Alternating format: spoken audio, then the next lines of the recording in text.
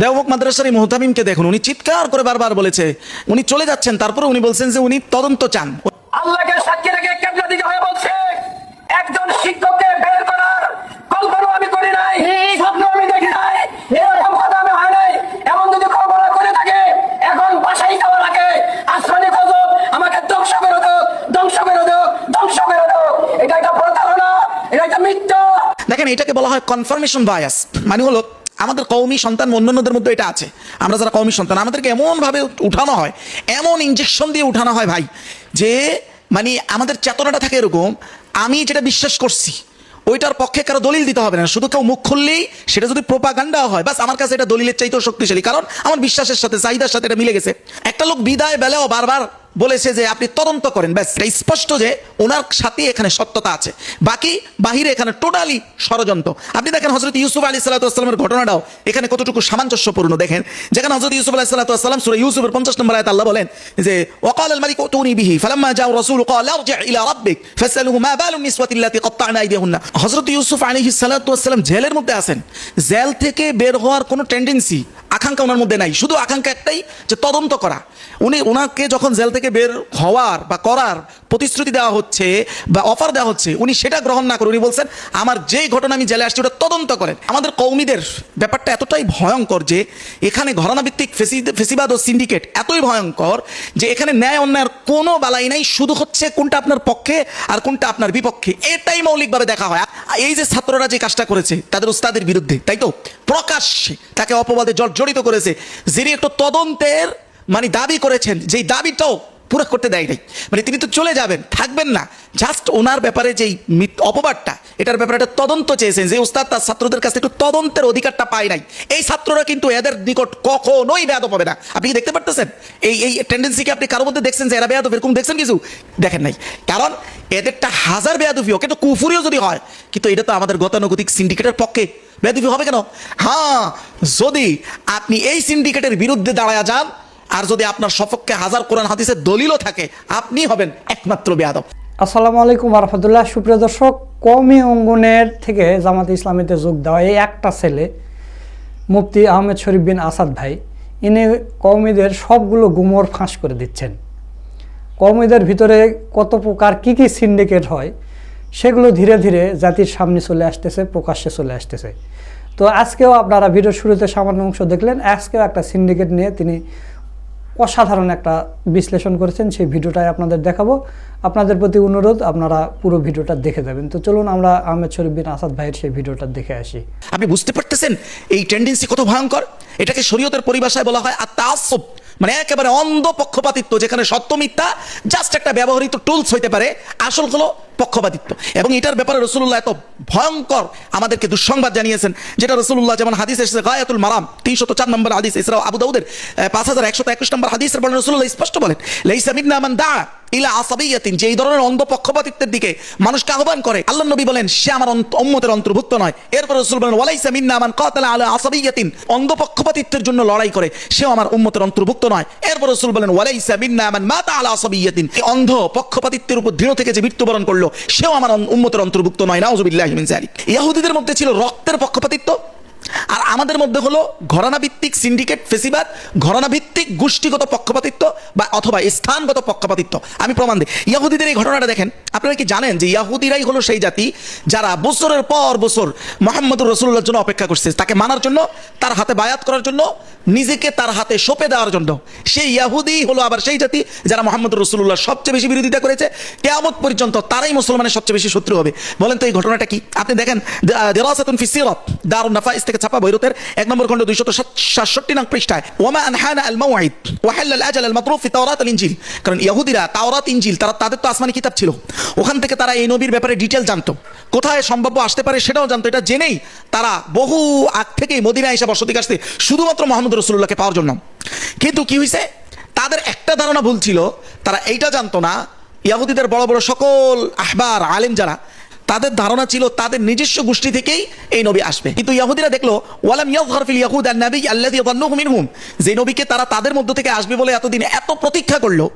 ওয়া উলিদা মুহাম্মাদুন সাল্লাল্লাহু আলাইহি ওয়াসাল্লাম ইয়াহমিলু আলামাত নবুওয়াতিহি আল-মাদ্দিয়া ওয়াল আদাবিয়া, কিন্তু মুহাম্মদুর রাসূলুল্লাহ যখন দুনিয়াতে জন্মগ্রহণ করলো নবুয়তের সকল আলামত নিয়ে, তখন তারা ভয় পেয়ে গেল, কিরে তাহলে তো আমাদের ধারণা ভুল প্রমাণিত হবে। এই বাস তাদের উপরে রক্তের তাআসসুব, অন্ধ পক্ষপাতিত্ব জেগে বসলো, আর তারাই হয়ে গেল পৃথিবীর সবচাইতে আল্লাহর নিকট অভিশপ্ত জাতিতে রূপান্তর। তার মানে তারা জেনে শুনে পক্ষপাতিত্ব নিছে আর রাসূলের বিরোধিতা নিয়েছে। আল্লাহ নিজেও বলছেন ইয়া আরিফুনহুম কামা ইয়ারিফুনা আবনাহুম, তারা সন্তানের মতো করেই রাসূলকে ভালোভাবেই চিনে। তাদের কওমি উলামায়ে কেরাম বহু জিনিস জেনে শুনে তারা পরিকল্পিতভাবে বছরের পর বছর, দশকের পর দশক প্রোপাগান্ডার এক সিলসিলা সৃষ্টি করেছে। যদি তাই না হতো, আমি তো বারবার চ্যালেঞ্জ দিচ্ছি, মাত্র কোন কওমি সন্তানের যদি দুঃসাহস বা সৎ সাহস হয়, মাত্র বেশি না 10 জন কওমি আলেম আকাবির, হুসাইন আহমদ মাদানী সহ, যে এই 10 জন মেইন আকাবির কখনো জেনে বা না জেনে, ইচ্ছায় বা অনিচ্ছায় সাইয়েদুল মওদুদীর ব্যাপারে মিথ্যা অথবা বিকৃত উপস্থাপনা কোনো দিন করে নাই। এই সাহস থাকলে মুবাহালার কসমে আসেন, অফেন 24 ঘন্টার জন্য এই মুবাহালার চ্যালেঞ্জ থাকলো। আমাদের এক দিনী ভাই, নাম মনে হয় ওনার ওমর ফারুক এরকমই মনে হয় নাম, উনি থাকেন হলো ইউরোপে, কওমি আলেম, মুফতিও মনে হয়। উনি কওমি আলেমদেরকে নিয়ে একটা দেখলাম বিশ্লেষণ করলো। তার দৃষ্টিতে কওমি আলেমরা সফল 100%। কেন? তাদের মূল কাজ তো হলো ইসলাম শিক্ষা দেওয়া, তারা সেটা করতে পেরেছে। এটা হলো একটা বাচ্চা বাবুকে বুঝাই দেওয়ার প্রেডিকশন হইলো। দেখেন বাস্তবতা কি দেখেন তো, পৃথিবীতে সব জিনিস, এমন কোনো জিনিস নাই যেটা রাজনৈতিক প্রভাব মুক্ত। একটা রাহুল গান্ধীর একটা বিখ্যাত উক্তি এরকম ছিল না, তিনি কি বলেছিলেন না যে পলিটিক্স ইজ এভরিওয়্যার, মানে আপনার রাজনীতি সব কিছুর মধ্যে আছে। উনি এটাও বলছেন it's in your shirt, politics এটা তোমার শার্টের মধ্যে আছে, এটা তোমার প্যান্টের মধ্যে আছে। আসলে বাস্তবতা তাই। আপনি দেখেন নবী আকরাম সাল্লাল্লাহু আলাইহি সাল্লাম যখন এই শুধু ইসলাম শিক্ষার কাজটা যখন শুরু করেন, দাওয়াতি কাজ, তখন তিনি কি রাজনৈতিক প্রভাবমুক্ত ছিলেন? মোটেও না। বরং রাসূলুল্লাহকে রাজনৈতিক ছায়াটা তখন দিয়েছে তার চাচা আবু তালেব। সে কাফের ছিল কিন্তু ভাতিজার প্রতি একনিষ্ঠ ছিল। ওই রাজনৈতিক ছায়া ব্যবহার করেই এই তালিম তাআল্লুমের দাওয়াতি কাজের শুরুটা নবী আকরাম সাল্লাল্লাহু আলাইহি ওয়াসাল্লাম করতে পেরেছিলেন। যখনই আবু তালেব মাইনাস হয়ে গেছে, রাসূলুল্লাহ বেশি দিন মক্কায় অবস্থান করতে পারেননি। তারপরে মদিনায় যাইতে যাইতে এর মধ্য দিয়ে তো রাসূল নিজেই একটা আলাদা রাজনৈতিক শক্তিতে রূপান্তর হয়েছেন। তার মানে এখানে এটা স্পষ্ট যে হয় আপনি নিজে একটা রাজনৈতিক বলয় তৈরি করতে হবে, আর নয়তো অন্যের রাজনৈতিক বলয়ের মধ্যে থাকতে হবে। আর যখন আপনি অন্যের রাজনৈতিক বলয়ের মধ্যে থাকবেন, সে তো আর রাসূলের চাচা আবু তালেবের মতো আপনার সেকুলাররা তো আর আপনার এরকম চাচা হবে না। চাচা হবে তারা যখন আপনাকে আশ্রয় প্রশ্রয় দিবে, কারণ ওই ছায়া আপনার লাগবে না, তো টিকবেন না। তো ওই আশ্রয় প্রশ্রয়টা তারা তাদের স্বার্থ ছাড়া দিবে, আবু তালেবের মতো দিবে না। আপনি তো আবু তালেবের মতো চাচা পাবেন না। তাহলে ওই তারা তো একটা স্বার্থের কারণে আপনাকে সুযোগটা দিবে। আর সেই স্বার্থটা কি ইসলামের পক্ষে হবে না বিপক্ষে হবে? নিশ্চয়ই বিপক্ষে হবে। তো দেখা যাবে আপনি ইসলাম শিখাইতেছেন, এটি সবই সত্য, বাহ্যিকভাবে আপনি সবই ইসলাম শিখাইতেছেন, কিন্তু ইসলামের প্রভাবের জায়গা থেকে রাষ্ট্রীয় সামাজিক কাঠামোতে ইসলামের প্রভাবের অবস্থা কি থাকবে জানেন? যেটা বর্তমানে আছে। এই আলেম ওলামারা কাঠামোগত দিক থেকে সমাজও পরিচালনা করে না, রাষ্ট্র তো নাই, বরং সমাজ উল্টা তাদেরকে পরিচালনা করে। জি, এটাই হবে। আর যখন সমাজ কাউকে পরিচালনা করে, তখন ওই বেচারার ম্যাক্সিমামদের দালাল হওয়া ছাড়া কোনো উপায় থাকে না। আমরা হুজুরের সমাজের সাথে কানেক্ট হই সর্বোচ্চ কি দ্বারা বলেন তো? বিভিন্ন মাসলা মাসাইলের সমাধান দ্বারা, তাই তো? এই কাজটা দিয়ে আমরা সমাজের সাথে আমাদের একটা সম্পর্ক গড়ে ওঠে। তখন হয় কি, যখন গোষ্ঠীগতভাবে এই মাসলা মাসাইলের সমাধানের উপরেই আমাদের রুটি রুজি নির্ভর করবে, তখন এই লোকগুলো একদিক থেকে যেভাবে সেকুলারদের মানে অলিখিতভাবে হলেও সেকুলারদের প্রভাব এবং বলের মধ্য থেকে এতটুকু কাজ তারা করবে।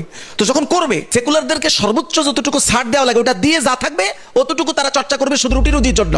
আর যখন এটা রুটি রুজি ভিত্তিক হয়ে যাবে, তখন তারা যখন দেখবে তারা ছাড়া অন্য কেউ ইসলামী রাজনীতির উত্থান হবে, এটাও তাদের কাছে তখন তাদের সরাসরি রুটি রুজির হুমকি হিসেবে তারা গণ্য করবে, যেটা জামায়াতের ক্ষেত্রে 100% করেছে। আর নাম দিবে আকীদার বিষয়, বিভিন্ন বিষয়, যা মূলগত দিক থেকে শুধু একটা সিন্ডিকেট। এমন ভাবে দেখানোর চেষ্টা করে মনে হয় যে 150 বছরে ইসলামের এমন খেদমত হয়েছে যা আগে পূর্বে কখনো হয় নাই, অথচ সম্পূর্ণ ভুল।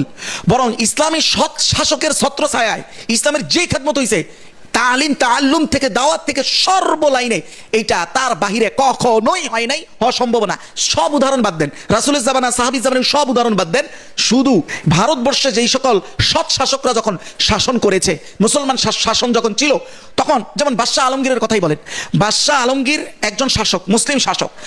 ফতুয়া আলমগীরের মতো এত বড় এক ফতুয়ার কিতাব পর্যন্ত সংকলন হয়েছে। এরপরে কি আর এটা সম্ভব হয়েছে? না, আগামী দিনে সম্ভব হবে, যতক্ষণ না সৎ শাসকের ছত্র ছায়া বা ছাতার নিচে আমরা না আসতে পারবো। এই যে আমলগুলো দেখায় আমাদের সফলতা দেখানো হচ্ছে, এগুলো ব্যাপক হবে না। যেটুকু হবে খুবই আংশিক। সেকুলারদেরকে পূর্ণাঙ্গ ছাড় দিয়ে তাদের সাথে কোলাবরেশন করে কাজের পরিমাণটা হবে শুধু রুটি রুজি ভিত্তিক, এর বাইরে না। লিহাযা আকুলু লিইখওয়ানি হাওয়ালু আন তাফহামু হাযা আল-ওয়াদ' الذي وقعنا فيه إن العلماء الذين يعملون بدون مظلة السياسية الإسلامية، وهم لا يعطون الرجال الإسلامية فقط، بل إنهم يهدون أيضا السماسير المتميزين كما رأينا في مجتمعنا وفي مدارسنا. সুপ্রিয় দর্শক, আপনারা আহমেদ শরীফ বিন আসাদ ভাইয়ের ভিডিওটা দেখলেন, তো তার কথাগুলো আপনাদের কাছে কেমন লেগেছে? যদি ভালো লাগে ভিডিওটা শেয়ার করবেন। সকলকে ধন্যবাদ। আসসালামু আলাইকুম ওয়া রাহমাতুল্লাহ।